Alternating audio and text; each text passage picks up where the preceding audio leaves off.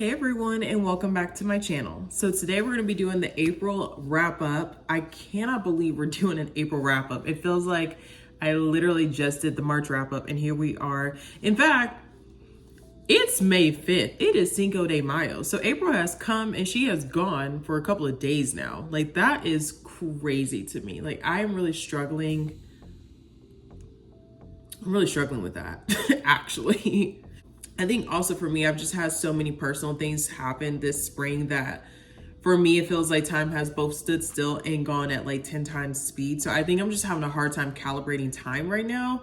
But let me know if it's not just me. Like, do y'all just feel like spring really did come and it's like headed out the door kind of quickly? Because I just feel like that's rude, me personally. Anywho's, we're not going to belabor this. We could go on and on about the concept of time and so forth.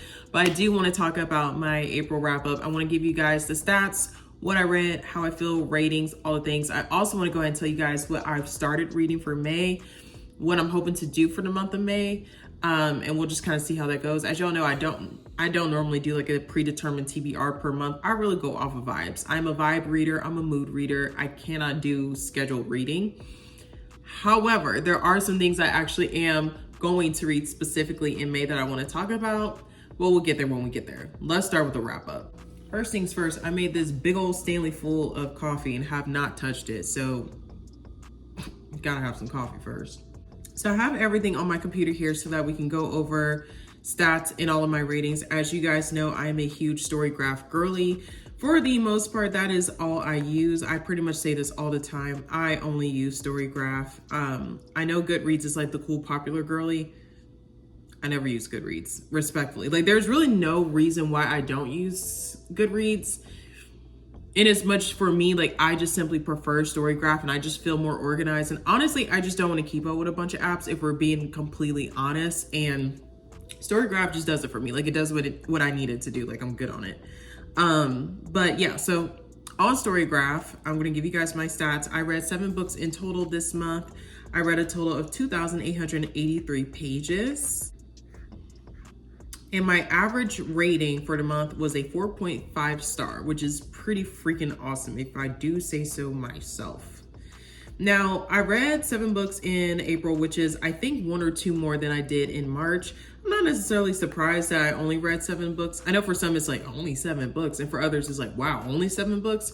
For me, the reason why 7 is both a low number and not for me, I am in grad school, which that will come in a separate video, just talking through like grad school and reading and all the things. But April specifically was just so much was happening, like with the Easter season, with so many things going on, like personally, just a lot of cool things. I didn't really have a lot of time to sit and read. And also I was wrapping up the semester. So it was like finals and papers and presentations, projects.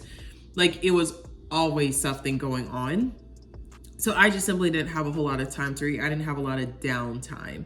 But to read 7 books and for them to all be rated really high, that's still a win. I like to personally explain why the numbers are what they are rather than like say if I'm disappointed or happy. I like to see for myself and reflect on like, okay, this makes sense. I didn't have maybe the best time management, or I didn't have a lot of downtime, or I was really gone a whole lot more. Some audiobooks I just simply didn't want to listen to that were available. You know what I mean? Like, I just kind of like to talk it through for myself, even like what my numbers are looking like. But I do like the fact that though I only read 7 books, they were all highly rated. Like, that's really cool because I do also want to value the quality of my reading over the quantity. So if I read only 7 books but loved all 7, that is a win. Okay, that is a win, because I think I've talked about this on here before. I'm not a DNFer. I'm gonna stick it out. I'm gonna read it, because there are some books where halfway through, 3/4 of the way through even sometimes, it comes together and I end up really liking it. Or after I finish it, in hindsight, I'm like, wait, that actually was a really good book. I may not have understood it in the moment, but sometimes with some reflection and some time apart from the book, ironically, I end up liking books more sometimes.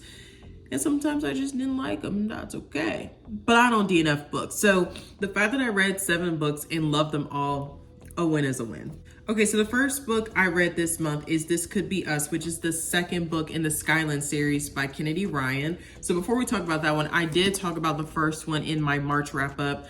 I absolutely loved this book. So I was very excited to read and finish the second one. I think I touched on the fact that I had started the second one during the March wrap up. I'm pretty sure. If not, I did read it and I did finish it, and I absolutely loved it. I don't want to compare the two books right now because the third book does come out the 13th of this month, and I will be reading that book as soon as it comes out and gets into my hands. I did pre-order it, and if you haven't, I highly suggest you pre-order it as well so you can get a copy of it if you are interested in reading all three. There are several reasons why I want to read the third one this month. The fact that I read Before I Let Go in March, I read this one in April, and I want to read the third one in May and then compare all three and like talk the series through. So I don't want to belabor talking about the second one because I want to do a whole separate deep dive. Well, maybe not even a deep dive, but I just want to talk about the series as a whole once we get the third one. But as it relates to the enjoyability of the second one, so good. I loved Soledad's story. I absolutely love the journey of her finding herself, trying to reclaim time that she feels she has lost. I do like the fact that she touches on the fact that she had to be selfish a little bit. You know what I mean? Like, I feel like Black women have a hard time being okay with stepping away from things and taking time for themselves. You know, especially for those that are in relationships or moms or, you know, work full-time jobs or do all of the above. I feel like Black women still struggle with that balance of it's okay to step back, it's okay to say no, it's okay to take time for yourself and disconnect from the world, even if that also means your family and your responsibilities for a minute. I think Black women really still struggle with that. And Soledad took the time to do this for herself. I don't want to get into the plot too terribly much, but just know she realized her husband was not who he claimed to be. You know, all this time she thought she was living her life, living the best life. She thought she had some minor problems in her marriage. No, girl, they were big. They were substantial problems, and it ended their entire marriage. That's all I'm gonna say. Now, if you've read the first book, you were introduced to Soledad in the first book. She is the best friend of our main character in this one, who is Yasmin. I always want to make her Jasmine. That's Yasmin. She's one of her best friends. So we're already introduced to Soledad in this book from this book, but now we're taking on her story. So when you've read the first book, if you have or have you not, you are slowly introduced. You get hints of there's some disruption in Soledad's life, but deep diving into it and watching her really take the time to say enough is enough. I'm in charge of my own life. I love it. It's good. This is what I'm talking about. Like that journey to independence, that journey to self-love, and just being okay with admitting where even you went wrong. You know what I mean? Like, Soledad isn't at fault for what her husband did, but she is at fault for deluding herself into thinking that some things are excusable, if that makes sense. And she had to forgive herself. And I think there is a level of accountability and humility that's in this book that is so well written and so relatable, but also so humbling and such a good lesson to learn for those that might be struggling with this concept or these concepts, especially as Black women. This book here was just good. Like, there's so much to pull away from as far as lessons. It's got really good like conversation style writing. Like, Kennedy Ryan herself is just a fantastic author. She writes really well. But the lessons she packs in it and the deeper social meanings that she puts in here, like one of our main male characters, his twin sons have autism, and the way she writes about it and explains how there's still that stigma around children on the spectrum or people on the spectrum in general. It's just so well done. Like, this book was just really, really, really good. I genuinely very much enjoyed this one. This one was a 5-star read for me. We started off April on a good note because this was a 5-star. There was nothing to make it below a 5-star. It was absolutely amazing. Okay, so the next book I read was on my Kindle. It was The Atonement, which is the third installation in the series, The Arrangement by Kirsten Modglin. As y'all know, I read the first one some time ago. I read the second one in March. I immediately jumped into the third one. Like, I remember finishing the second one night, and that same night, it was late too. That same night, I immediately started The Atonement. I was like, no, I have to finish the series right now. Ain't no breaks. Like, it was so good. I have not read a thriller series in a hot minute, actually. I actually don't know when was maybe the Housemaid series. And even with that, I haven't read the latest Housemaid yet. I know, I haven't. But regardless, I have now finished the Arrangement series, and let me tell you, that was good, okay? I love a fast-paced series. I love plot twists. I love that feeling of like, you really don't know. Like on each page, you have no idea what's about to happen. I love it. That's the feeling I want to get when I read a good thriller, and it gave it to me. Now, I talked about the second book in March. The second book, I feel like, gave us a little bit of a slower pace, just to kind of give us an inside look at the main characters' lives on a day-to-day basis and how they were trying to go from the first book into the third book. So the second book really serves as a good bridge, and the third book tied it all together beautifully. It was well done. That was such a good book. So a little backstory about the book, just a tiny bit. I don't want to give too much away because it is the finisher of a series, but I will say this is a series in general I would highly recommend you guys to read. If you want a good thriller series that's fast-paced, easy to read, easy to follow, not too many characters are involved, like enough to keep the storyline going and to understand what's going on, but not a lot that will overwhelm you, in my personal opinion, read this series. The Arrangement, I forgot what was the middle one. The Amendment, and then The Atonement is the last one. Very good way to wrap it up. I feel like a series, when you are the last book in a series, I have some high expectations because you gotta wrap up a whole storyline. That's not easy to do sometimes. You know, I feel like authors sometimes don't know how to wrap it up well, but this one was wrapped up very well. I think because it's a thriller, I gotta keep it real vague for y'all, but I do think the way this book ended was really, really good. I have nothing bad to say. I think it ended perfectly. I did rate this book a 4.5 stars. In general, I think across the board, I rated the whole series a 4.5. I think the first one might have been a 5-star. I actually don't remember. But regardless, this one was a 4.5. Absolutely fantastic. Okay, the next book that I read is Part of Your World by Abby Jimenez. This was the first time I ever read an Abby Jimenez book. I know, I'm so late to the party. I know. It is the first book, and I think these are interconnected standalones, if I remember correctly. My best friend Sydney absolutely adores Abby Jimenez. I have been intending to read her books for so long. Finally just said, Amani, you gotta do it. Like, go ahead and read it. I did read this one on my Kindle as well. I don't physically own Part of Your World, but I do physically own Yours Truly. So eventually I will read Yours Truly and catch up with the other books that she just more recently came out with in the series and so forth.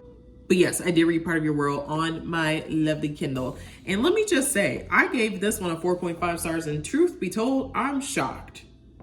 I'm very shocked. Now, I didn't doubt that I would love Abby Jimenez. I never doubted that, right? Because I heard nothing but great things about her as an author from people that I share very similar opinions about when it comes to writing style and genres and just things we like in general. But I've touched on this a little here on my YouTube, but I think people in real life know this really well about me.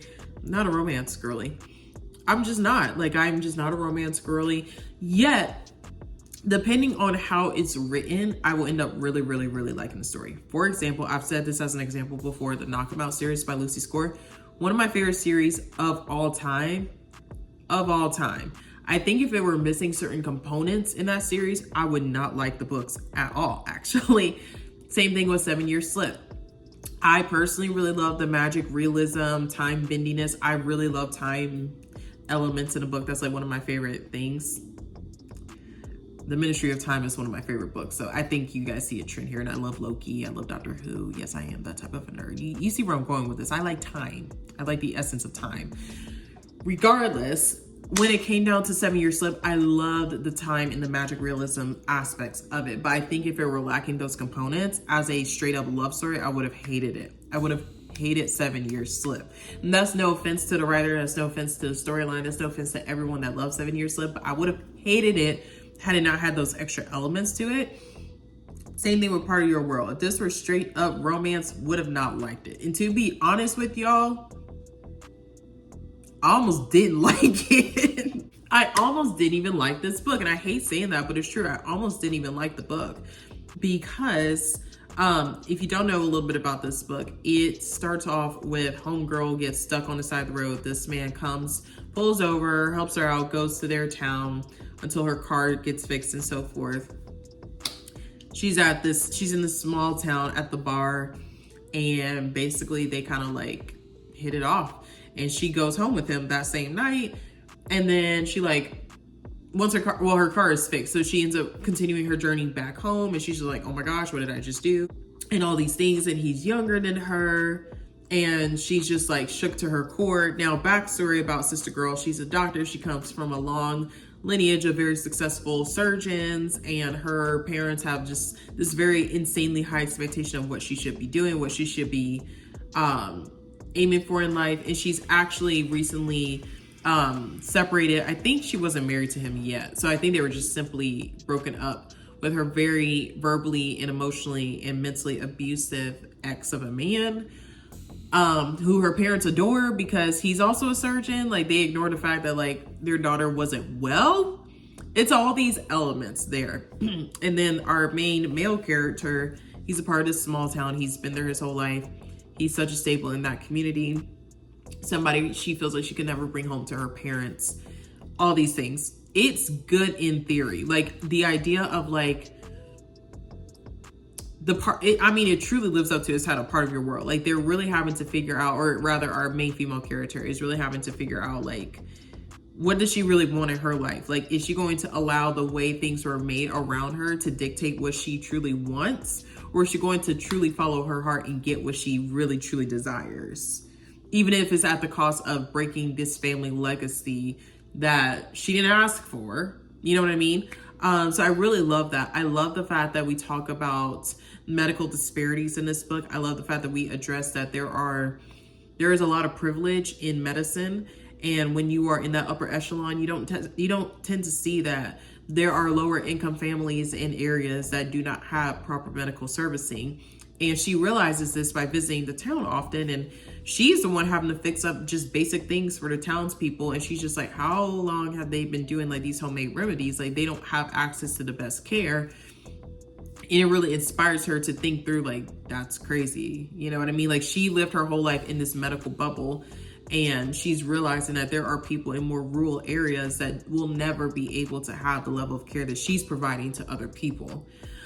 So I really like that. And I think those types of deeper social elements are what pull me into these types of books. Because again, if it were just straight fluffy romance, to hell with it, respectfully. Like, I don't do fluffy. And I do feel like at the same time, like, she did get under my skin a little bit, because part of me was just like, at your big age, girl, I know you're smart. I need you to make some better decisions. But also, had she just made the best decisions, she probably would have never fallen in love with this man who ended up being the love of her life, which is all well and dandy. But it's also like, I really struggle with this book. I'm not gonna lie to y'all. Like, I'm trying really hard not to go on a full tirade about this book, because I do want to talk about all 4 of these books together once I have finished the other 3. But since we're here, she did bother me a lot of it actually during this book, because part of me was just like, you fell in love with this man mad quick, sis. Like, she traveled far to go visit him and visit the townspeople and get to know him, which was all well and beautiful. But it's also like, girl, you're driving hours on hours. You're driving hours on hours to go see this man, to ask basic questions about who he is after you decide you fell in love with him. And you're putting all this... Mind you, she makes bank, okay? So she's not really worried about the gas tank. But it's also like, I don't know, I just feel like that's my problem with some romance books. I feel like the storylines are so rushed. And I get it, it's a novel. We got 400 pages to work with. But like, be for real. This man saved you after, I think something like ran out in front of her car and she like ran off the road. I think that's how that happened. But regardless, it's like, off of that one experience alone, all of a sudden you're in love? Man, get out of here. I'm sorry. I'm so sorry, guys. I'm sorry. I just can't. I can't. But it was a good book. I'm not saying anything bad about the book. It's just, again, this is why I don't DNF. I knew I would like Abby Jimenez. I've heard nothing but good things about her, but I had to get past a couple of things and I had to see this through in order to love the book. But at first I was like, sis, I really need you to stand up. Stand up. Stand up. 4.5. It was great. Okay, next I read Dune. Now you're probably wondering, Amani, you read Dune? Yes, I read Dune. Okay, I actually had never read the book, and I've seen the movies. Never read the book. I literally read the book just to say I read the book. There's nothing else to that one. I read it to say I read it. Okay, I read and listened to it.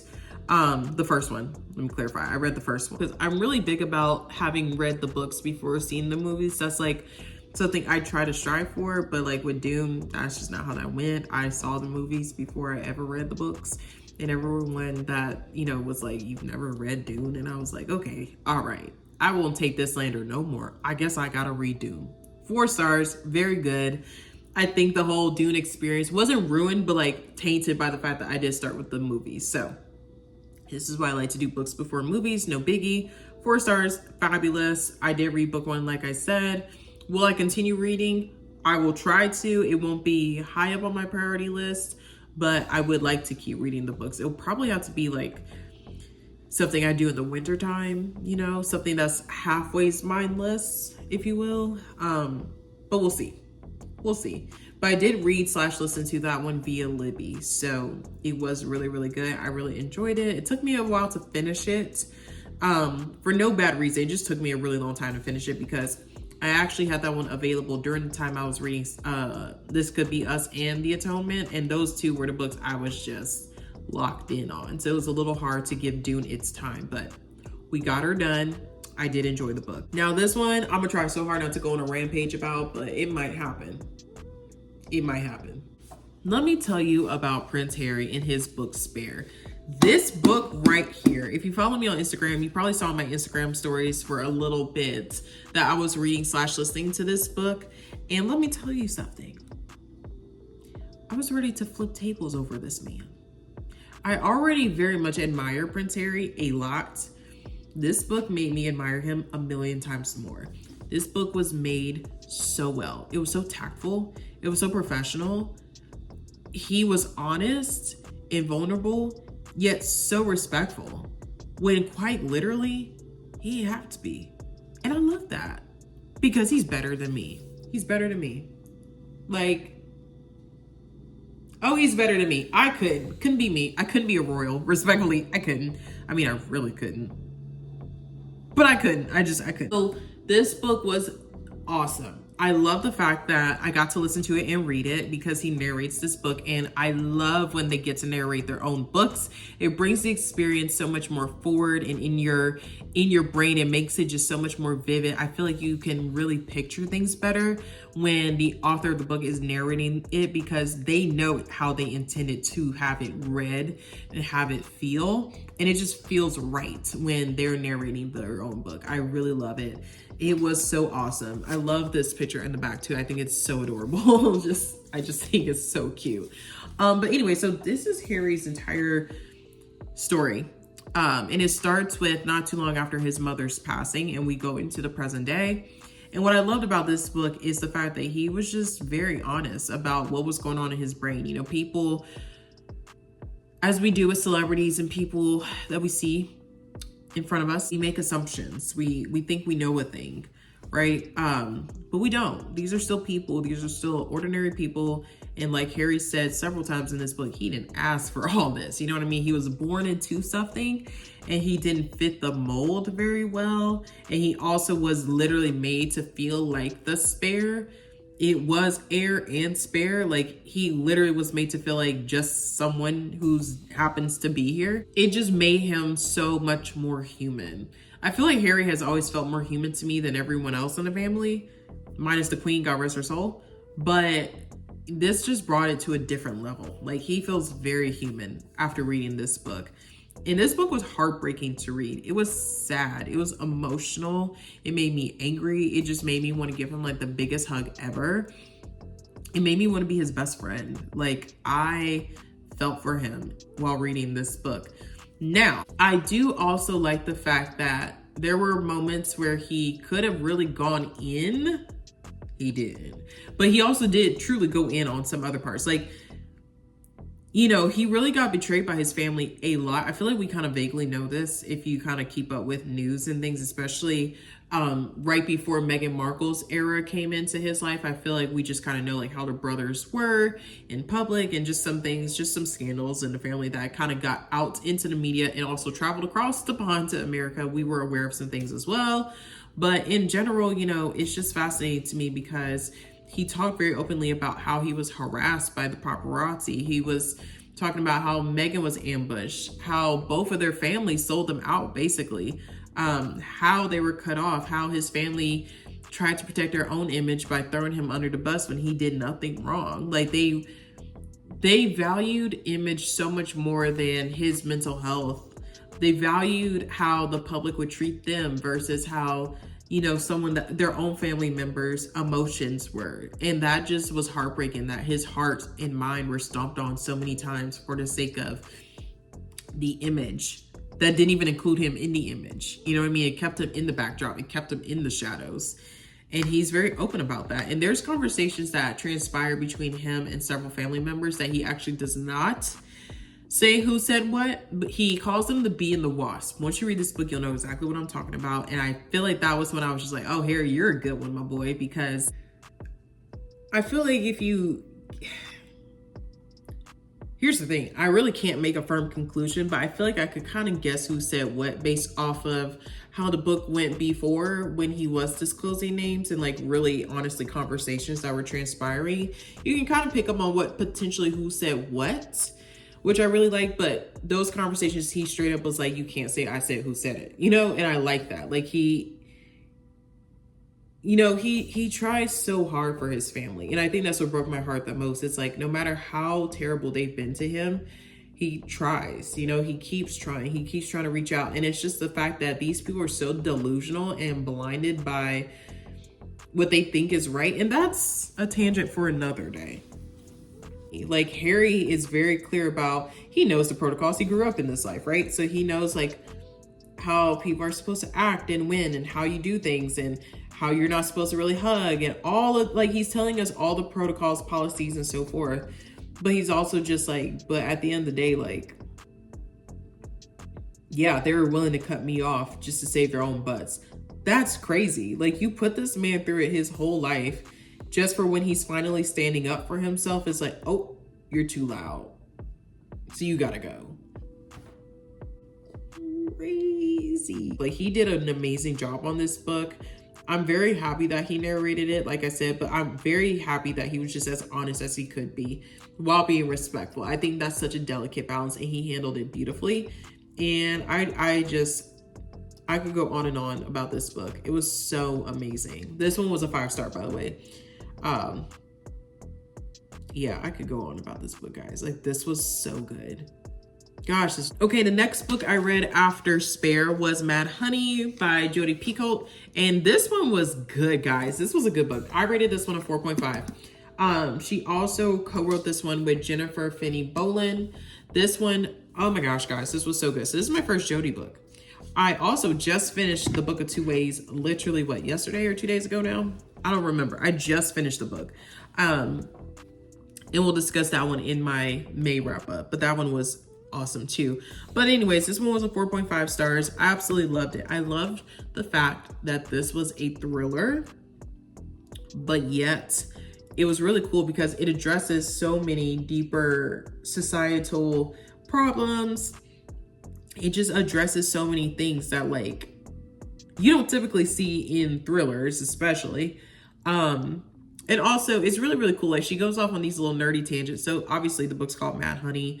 One of the main characters in the book, she's a beekeeper, and so she knows everything about bees and honey. So there's a lot of her talking about, like, her bees and how she takes care of them and how they harvest the honey.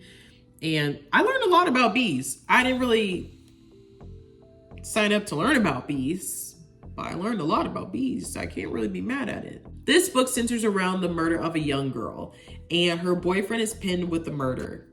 He's trying to prove his innocence, and his mother is the other main character. So it's the girl flashbacks of her still being alive, the boyfriend, and his mom are like three main characters, but we're also introduced by their family and friends throughout the book.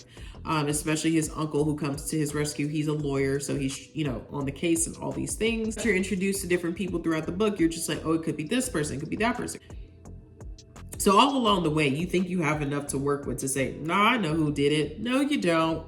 No, you don't. Or maybe you do. I don't know. But I know for me personally, it was about 85% of the way through when I figured out who did it. And I was happy I was right. Once I finished the last 15%, I was like, okay, cool. I was right. It ended well. It was a really good book. It addressed so many good topics. I mean, it addresses transphobia, homophobia, racism, systemic legal system disparities. Like, we are talking about a lot of things in this book, jam-packed into, what was it, like 400 pages, I think. Very good book. I read this one rather quickly because I listened to it and read it at the same time, and it was fantastic. 4.5 stars. Highly recommend. Highly, highly, highly. If you want a thriller that's got some substance to it, got some subliminal, I'm losing the word right now, but if you want something that's more than just a thriller, more than just a whodunit, this is a really good book. Okay, the final book that I read for April was The Therapist by B.A. Paris. This was an absolutely fantastic book. 4 stars solid. It was amazing. I loved it. I read and listened to this one as well because all of these holds became available on Libby around the same time. So that actually kind of gave me a direction of how I was going to do April, because those holds dropped back to back to back. The audiobooks did, and I had all the physicals, or most of the physicals. So it worked out just beautifully for me to listen and read, because I do like doing that method a lot. But yes, this was fantastic. So again, we're trying to solve a murder. I love a good murder mystery. Can you tell? This couple just moved into a place called The Circle, and they moved into a house where a girl had been murdered previously, and they're trying to figure out who did it, because also Sister Girl is like, why am I in a house where the girl was murdered and no one told me? Mind you, her boyfriend knew. So she's like, why didn't you tell me? He was just like, oh, I didn't think it'd be that big a deal. Oh, it's a big deal. So she is going on this like wild goose hunt chase to figure out who killed the girl, because allegedly the girl's husband killed her, but people that were friends of the old couple that lived in that house before Sister Girl and her man moved in, some of them are like, yeah, we don't believe he would have done that, because apparently then he went on to die by suicide, like after he was accused of her death. All these things transpired, and so now she has all this conflicting information of, well, if her boyfriend didn't do it, then who did? And we're living in her house, and it's like a lot of twists in the story, and there's a lot of things about each main character that there's just a lot. Now, the reason why I gave it a 4-star, even though I loved it, is because within The Circle, which is where their place of residence is called The Circle, it's a lot of characters, bro. I had a hard time keeping up. Not even gonna lie to you. It was a lot. Even to read and listen to it, I still had a very hard time keeping up. I was like, who's who? Who's married to who? Who lives in what house? Who lives in which? Because also placement matters in this book of where everyone lives in The Circle. And it was very hard to keep up with. It was just a lot of characters. Other than that, it was good. But it also gave you more characters to work with of who would have done it. There's so many possible scenarios of who could have killed her, which is why I think having that many characters works in the advantage of this plot. But I also think at the very same time, it can be confusing and you can lose your place if you're not careful. Now, I read this one relatively fast. I think I finished this one in like 3 or 4 days, maybe 2. I don't remember. I just remember it was quick. But I will say, if I had put this book down for a few days, I would have been very confused, because there just simply were so many characters. Like, it was a lot. It was a lot, but it was a really, really good book. I did figure out who did it towards the end. I did solve this one before I got to the very, very end. It was just one of those things where after I had read it, I was like, there's no way I'm wrong on this one. So luckily I got it right.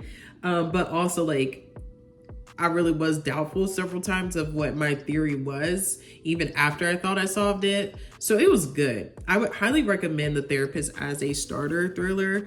or even as not like a starter, but like just a mid starter, like maybe you've read a couple and you want to read some more. As someone who really loves thrillers, I still loved it. I still found it really thrilling and fun to read. So I'm not going to say it's not for the more advanced thriller girly. I just think that I would put this more in the category of, hey, you're introduced to thrillers, you realize you like them.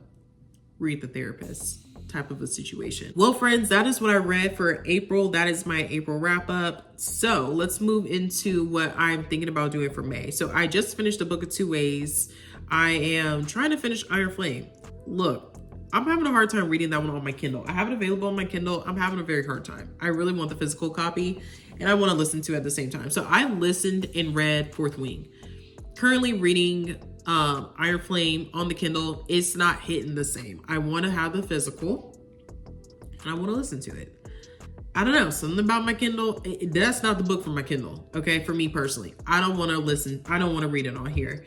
So I'm having a hard time. I think I may pause it until I can find a copy of it to borrow or read, or just go get the copy myself. That the third Skyland book does come out in May. It comes out next week, I think, or something like that. It comes out very, very soon. So I will definitely be reading that one as soon as I get it. But in the meantime, I am currently reading Colson Whitehead's The Underground Railroad. Just started this one this morning. So that's something I am going to hopefully finish quickly because it is 313 pages. I am going to read and listen to that one at the same time. So I really am expecting to finish that one rather quickly. That would be the goal. Because what I would like to do, and this might be very steep of me to think I can do this, but I want to read a whole series this month. And I specifically want to read the Caraval series this month. All 3 books. Caraval, Legendary, and Finale, I think are what they're called. I could have just messed that up. I don't know. That's just what I'm feeling in the moment. But y'all know, like I said, I'm a vibe reader. I could change my mind in an hour. I don't know. I do know Underground Railroad I just started today, but I'm thinking about maybe I'll start Caraval tonight and just read a little bit of it and see how we like it, how we're feeling. I don't know.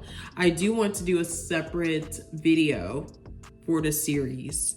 So if I do start it tonight, that will be its own video of how I feel about the books as I read them. But that's just what I'm feeling right now. So by the time we see the May wrap up, we'll know what I chose to do.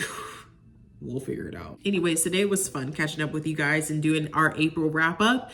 But if you haven't liked or subscribed already, please go ahead and do so. Follow me on my Bookstagram and on my book talk. All the things are in the description bar below. And I will catch you guys in the next video. Bye.